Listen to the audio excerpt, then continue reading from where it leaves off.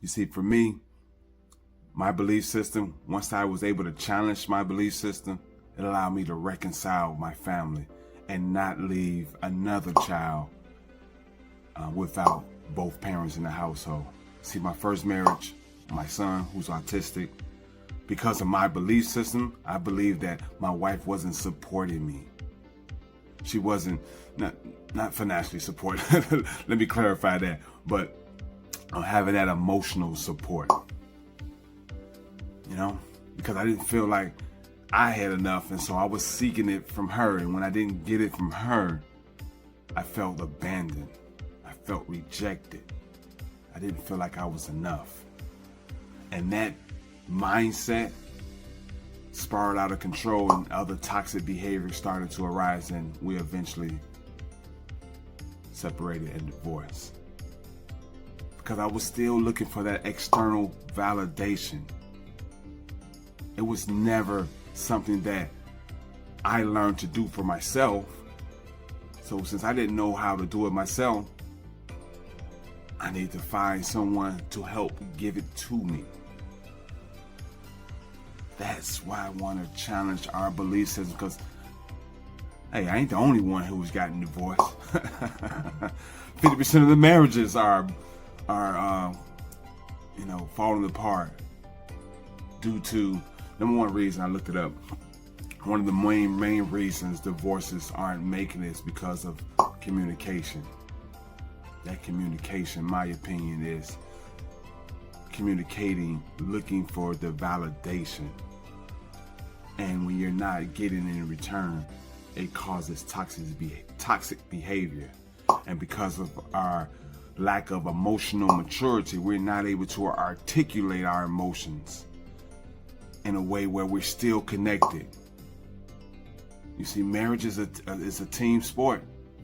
We got to work together, but if we don't feel like we're on the same team, we're feeling like it's me against you. You did this, I did this, you did this to me, you said this to me. We're creating a division. And so communication is a little off because we're not on the same team. You're not going to communicate with your opponent, right? You're going to communicate with a teammate.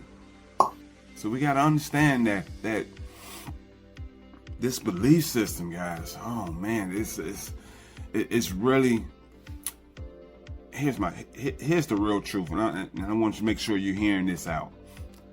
It's really designed, again, for us to be disconnected and to be victims, and that's for a reason, because it's easy to control people who are living in fear. Let me say it again, because we're not going to get too deep into that.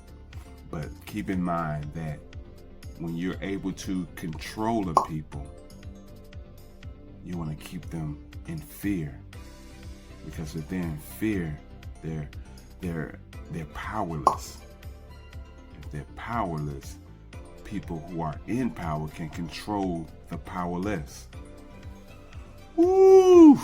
We'll talk about that another time. Listen, but it's something to keep in mind. That's why I call myself the power coach, because I want to remind you, as I always remind myself on a constant basis, every single day, I'm reminding myself how powerful I am. Because this culture, this belief system will have you to believe that you're not powerful, that you must seek power. You must seek an upper power. Because you don't have enough power inside. But we're all connected. The upper power that we're seeking is in us. But you've forgotten it because of this belief system. You've been distracted. You've been taught that you're not enough.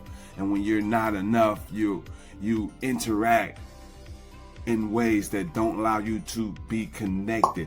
Imagine if connection was strong. Strong connection equals a powerful source of energy.